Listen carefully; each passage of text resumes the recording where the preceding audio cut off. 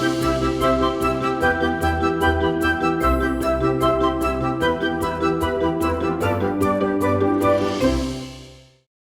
अगर mid cap fund में अगर कोई निवेश करने का मन बना रहा है तो सही स्कीम का चुनाव कैसे किया जाए, कि मतलब निवेश करने से पहले किन महत्वपूर्ण पहलुओं पर जो है वो ध्यान देना चाहिए? क्योंकि आपने भी जैसा कहा कि अगर पुराना रिकॉर्ड अच्छा रहा है तो कोई ज़रूरी नहीं कि उसी तरह के रिटर्न की उम्मीद में आप इस साल पैसे मत लगाइए।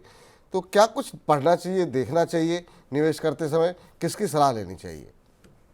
जी बिल्कुल, देखिए काफ़ी बेसिक चीज़ें जो है, जो फंड सिलेक्शन के लिए होती हैं, वो अलग से नहीं होती है कोई मार्केट कैप सिलेक्शन के लिए, तो वो तो है ही। जैसे हम कहते हैं कि आप फंड मैनेजमेंट स्टाइल देखिए, फंड मैनेजमेंट फंड हाउस किस तरीके से फंड का चुनाव करता है, चाहे वो ग्रोथ स्ट्रैटेजी है, वैल्यू स्ट्रैटेजी है, ब्लेंड स्ट्रैटेजी है। फिर जो हम रिटर्न्स देख रहे हैं काफ़ी टाइम से, काफ़ी मिड कैप्स जो हैं, जो क्लासिक पुराने टाइम से चल रहे हैं, अच्छे खासे रिटर्न्स दिए, और इतने पुराने और इतने एयूएम वाले फंड्स में भी काफी बेंचमार्क को बीट करने वाले अच्छे रिटर्न्स दिए हैं। तो ऐसा नहीं है कि यहाँ पे ये स्टोरी काम आएगी कि एयूएम बहुत बढ़ गया तो मुझे ये फंड का चुनाव करना है या नहीं करना है। आपको ये देखना है कि आपके फंड्स जो हैं वो बेंचमार्क को बीट कर रहा है या नहीं कर रहा है। फिर फंड मैनेजमेंट स्टाइल देख ली, रिस्क रेशियोज हम नॉर्मली देखते हैं कि अगर 2 स्कीम्स है उसमें से मुझे सिलेक्ट करना है, तो आपको देखना है स्टैंडर्ड डिविएशन क्या है और उस पोर्टफोलियो ने कितना रिस्क उठाया इतना रिटर्न लाने के लिए। विजाविज दूसरे पोर्टफोलियो ने भी सिमिलर रिटर्न दिया लेकिन उसने थोड़ा रिस्क ज्यादा उठाया, सो ऑब्वियसली हम उसी फंड का चुनाव करेंगे जिसने रिस्क कम में उतने रिटर्न्स दिए। सो ये एक हो जाता है। मिड कैप कॉन्सेंट्रेटेड कितना है पोर्टफोलियो में, मिड कैप को कितना ज्यादा हमने 100% में से कितना ज्यादा मिड कैप में हेविली बोर्डेड है पोर्टफोलियो। एंड प्लस अभी जो जैसे हमने बात की थी स्ट्रेस टेस्ट की, जो सेबी की तरफ से एक मैंडेट आया था स्ट्रेस टेस्ट, तो उसमें भी अगर आप रिपोर्ट्स निकालेंगे या देखेंगे इसमें आपकी फैक्ट शीट्स वगैरह में, तो आपको काफी सारी चीजों की क्लैरिटी मिलेगी कि अगर लिक्विडिटी प्रेशर आया, रिडेम्पशन प्रेशर आया, तो ये पर्टिकुलर मिड कैप जो है इसको कितने दिन लगेंगे रिडेम्पशन के लिए। सो ऑब्वियसली काफी सारा डेटा अवेलेबल है मेरे हिसाब से विपुल, लेकिन इन्वेस्टर्स को अगर इन चीजों की समझ है पढ़ने की, उसको इंटरप्रेट करने की, तो ये सारी चीजों से वो कर सकते हैं। लेकिन जैसे मैंने अगेन टाइम एंड अगेन कहूंगी कि अगर बहुत ज्यादा नॉलेज नहीं है तो इनसे हाफ नॉलेज लेके सिर्फ रिटर्न को ध्यान में देखते हुए आप चुनाव ना करें। आप किसी एक्सपर्ट की सलाह लें, आप फंड सिलेक्शन का जो डिसीजन है वो उन पे छोड़ दें, आप सिर्फ गोल्स के। जी चलिए जरा मनोज जी से बातचीत कर लेते हैं, फोन पर हैं। मनोज जी को नमस्कार। मनोज जी सुन पा रहे हैं? जी जी बिल्कुल सुन पा रहे हैं सर। चलिए, कोई नाराज, मुझे तो लगा कहीं आप नाराज तो नहीं हो गए जी? नहीं सर। कहाँ से बोल रहे हैं आप?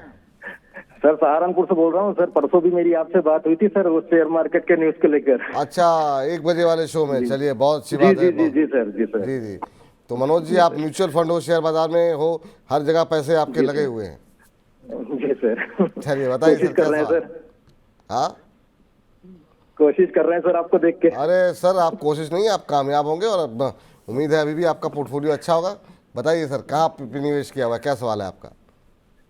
सर मेरा पोर्टफोलियो तो मैंने सर सेंड कर दिया था सर। उसके मैं एक्चुअली सर पिछली बार जो मैंने पोर्टफोलियो भेजा था तो उसमें मुझे कुछ करेक्शंस बताए गए थे, जिसमें एसबीआई का जो पीएसयू फंड था उसमें मैंने लमसम 1 लाख तक किया हुआ था, तो उसको मैंने जो है रिडीम कर लिया था सर मैंने, क्योंकि मेरे को बताया गया था। और इसके अलावा मेरा एसबीआई का ही इंफ्रा का था जिसको मैंने स्विच करके मैंने ये फ्लेक्सी कैप में कन्वर्ट कर दिया था सर जी। तो अब मेरा सवाल सर ये है कि सर मैं एक तो 18 से 20 साल तक सर निवेश करना चाहता हूँ। हर साल मैं 10% का जो है इसमें स्टेप अप भी करूंगा। तो 18 से 20 साल में सर एक तो कितना हो पाएगा सर? और दूसरा सवाल ये है कि मेरे पास एक 30 लाख रुपीज का सर अभी मेरे पास आरडी में अमाउंट पड़ा हुआ है, तो मैं उसको अगर निवेश करना चाहूँ 1-1.5 साल के लिए तो कहाँ पे कर सकता हूँ सर? ठीक मैम, अब इनका पोर्टफोलियो हमारी स्क्रीन पर मौजूद है और अब तक आपने हो सकता है देख लिया हो। अब ये 3 करोड़ का इनका लक्ष्य है। 18 साल में चाह रहे हैं कि हासिल हो पाएगा कि नहीं। आपकी क्या टिप्पणी होगी ये नैयर जी के लिए?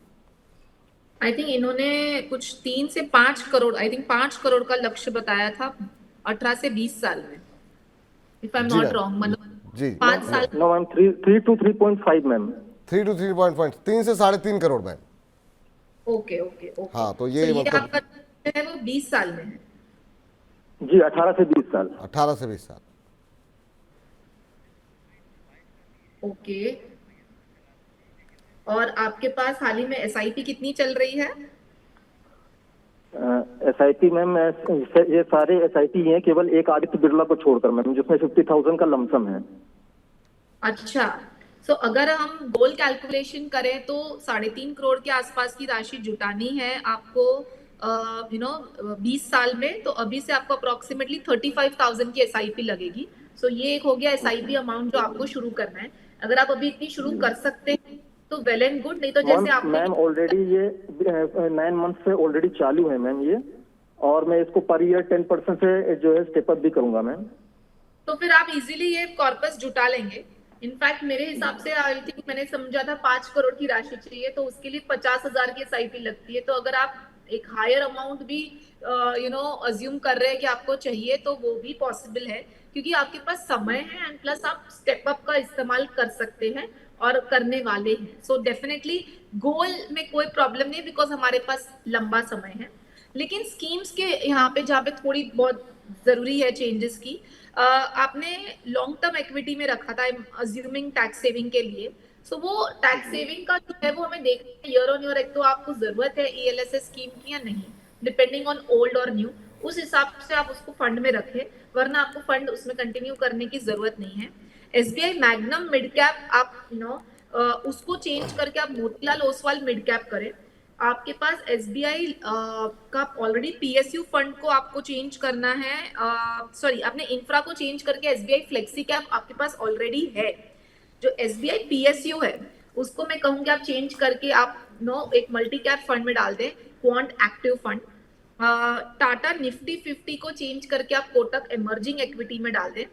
फ्रैंकलिन मल्टी को आप मर्ज कर दें क्वांट एक्टिव के साथ, क्योंकि एक एक्टिव फंड एक मल्टी कैप फंड इनफ है आपके कैटेगरी के लिए। निपॉन लार्ज कैप को चेंज करके हम Nippon large and mid cap कर सकते हैं, हमारे पास काफी समय है।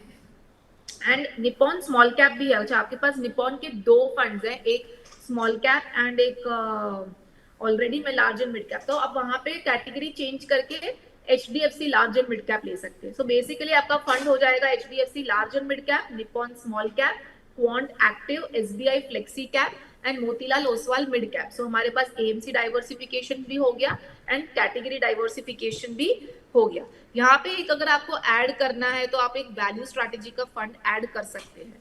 सो ये हो गई आपकी फंड की सिलेक्शन और आपकी at the same time goal की भी प्लानिंग हो गई।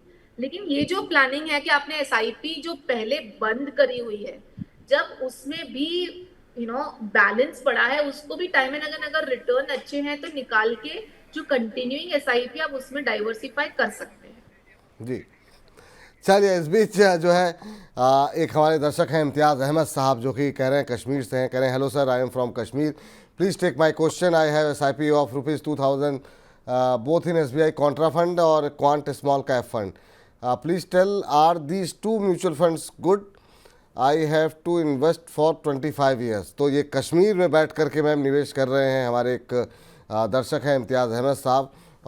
SBI के कॉन्ट्रा फंड और क्वांट के स्मॉल कैप फंड में 2-2 हज़ार रुपये जा रहे हैं। 25 साल के लिए इन्होंने सोचा हुआ है कि इनका जो निवेश है वो चलता रहेगा।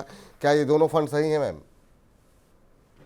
आई थिंक हमने एक सिमिलर फंड सिलेक्शन का क्वेश्चन लिया था। हाँ, ये SBI बिल्कुल जी जी जी जी बिल्कुल सही कह रहे SBI हैं। Contract bond small, so definitely दोनों ही फंड्स डिफरेंट कैटेगरीज हैं एंड 25 साल के टाइम होराइजन के लिए ये दोनों कैटेगरी सही है मेरे हिसाब से। तो आप कंटिन्यू कर सकते हैं। 25 साल में आपका पोर्टफोलियो अप्रोक्सीमेटली 75 लाख बनता है।